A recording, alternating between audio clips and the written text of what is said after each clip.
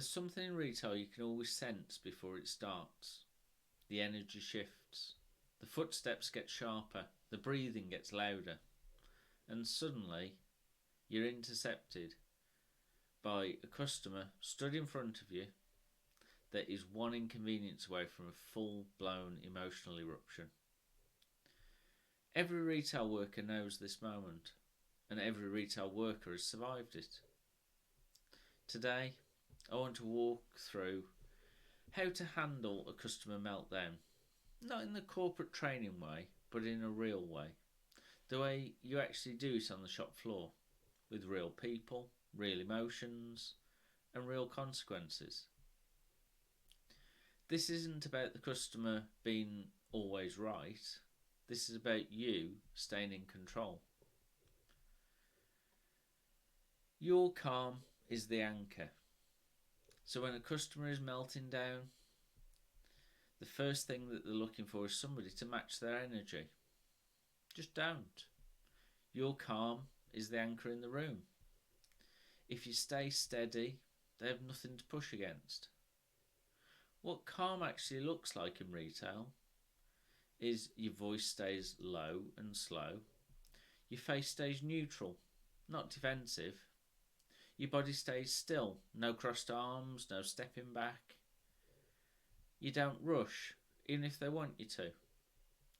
You're not trying to win, you're just trying to stabilise the moment. And customers can't escalate if you don't escalate with them. Most meltdowns aren't about the actual product even.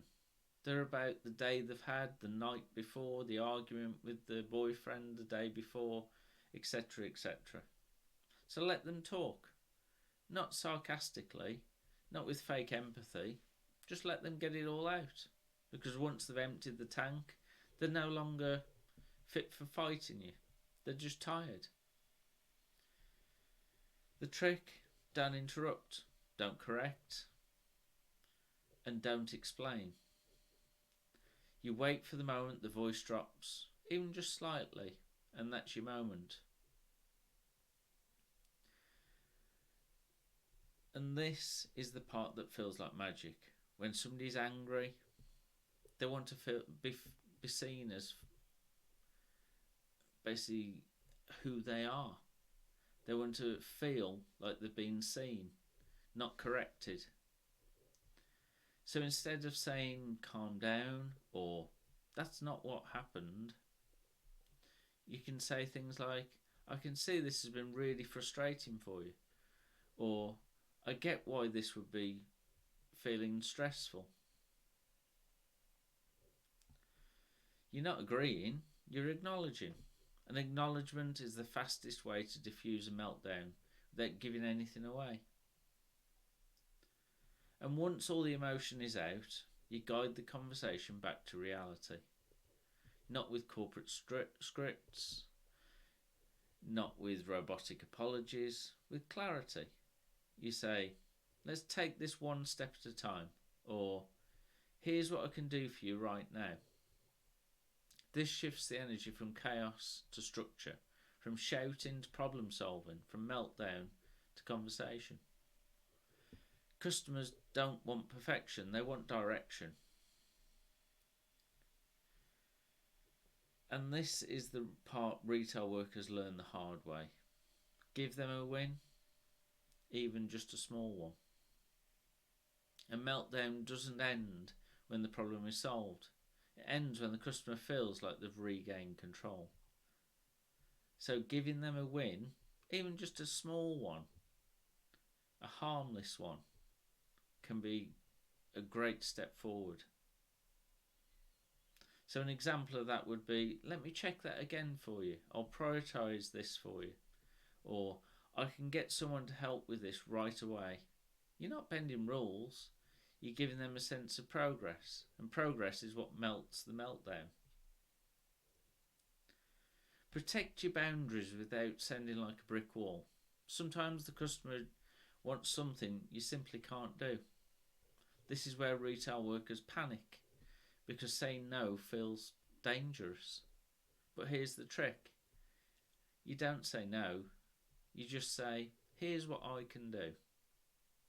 So an example would be, I can't refund this without proof of purchase, but I can look at an exchange or store credit if that helps. You're redirecting, not rejecting.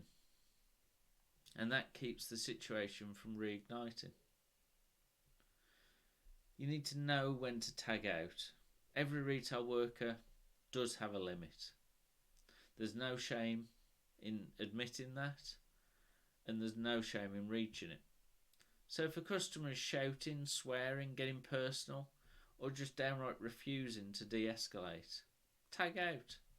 Say, I want to help you, but I'm not able to continue this conversation while you're speaking to me like this. I want to get the manager so we can resolve this properly. Calm, firm, professional. You're not abandoning the situation.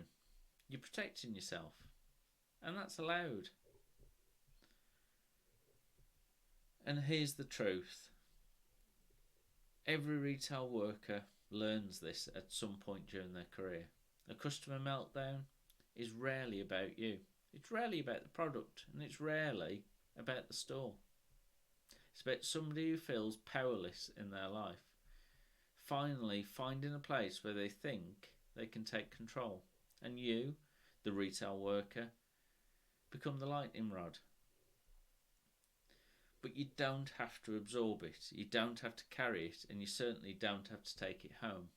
Your job is not to fix their day, it's your job to stay steady. And you do that better than you realise.